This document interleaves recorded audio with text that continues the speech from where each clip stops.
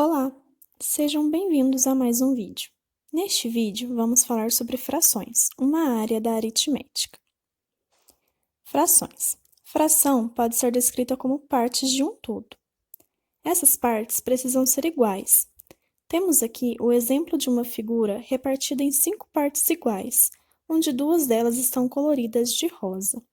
O total de partes em que a figura for repartida representa o denominador, ou seja, a parte de baixo da fração. Já a parte colorida representa o numerador, ou seja, a parte de cima da fração. Sendo assim, podemos falar que 2/5 da figura está colorido de rosa. Agora, vamos falar de quando tivermos um inteiro. A figura representada está repartida em 4 partes iguais, onde cada uma delas, separadamente, representa 1/4 da figura. Como todas as 4 partes da figura está colorida, ou seja, temos 4/4 da figura, que é o mesmo de um inteiro. Isso serve para qualquer fração. Sempre que tivermos a mesma quantidade no numerador e no denominador, essa fração vai ser equivalente a um inteiro. Vamos falar agora das operações com frações. Começando por adição e subtração. Adição e subtração com denominadores iguais. Aqui temos um exemplo de uma soma, onde temos 1/5 somando com 2/5. Como os denominadores são iguais nas duas parcelas, podemos apenas repeti-lo e somar os numeradores, neste caso, 1 mais 2, resultando em 3, tendo como resposta final 3/5. Agora temos uma subtração, onde também podemos notar que os denominadores são iguais. A regra da soma também se aplica à subtração, ou seja, podemos apenas repetir o denominador e subtrair os numeradores.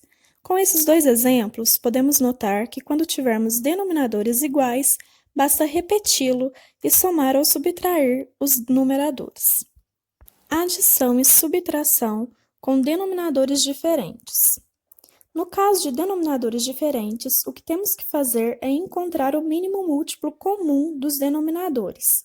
Este será o novo denominador. Em seguida, dividiremos este novo denominador pelos denominadores antigos e o resultado obtido iremos multiplicar pelo numerador.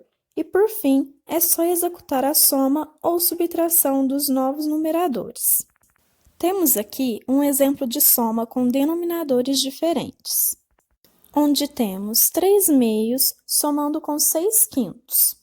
Como um primeiro passo, vamos achar o mínimo múltiplo comum entre 2 e 5, resultando no número 10.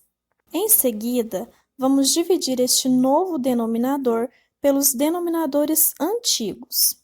Focando na primeira parcela, dividiremos 10 por 2. E depois multiplicaremos o resultado obtido por 3, resultando no número 15. Em seguida, vamos para a segunda parcela, dividindo o número 10 por 5 e multiplicando o resultado por 6, obtendo o número 12. Depois, é só somar 15 mais 12, obtendo como resultado final 27 décimos. Agora temos um exemplo de subtração, onde temos 9/3 subtraindo 5/2. Como no exemplo anterior, vamos achar o mínimo múltiplo comum entre 2 e 3, resultando no número 6. Em seguida, vamos dividir o novo denominador pelos denominadores antigos. Começando com a primeira parcela, vamos dividir 6 por 3 e multiplicar o resultado por 9, obtendo 18. Passando para a segunda parcela, vamos dividir 6 por 2 e multiplicar o resultado por 5, obtendo o número 15. Depois, basta subtrair 18 por 15, obtendo como resultado o número 3, ficando assim 3/6. E simplificando este resultado, obteremos 1/2. Vamos agora para a multiplicação.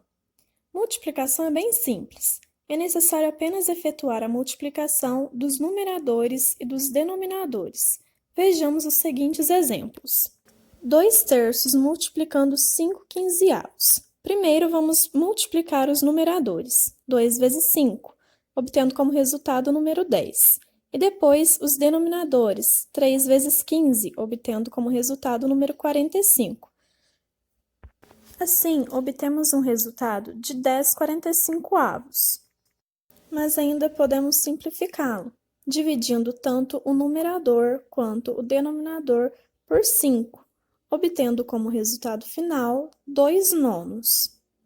Agora vamos ao segundo exemplo. 1/4 vezes 8/9.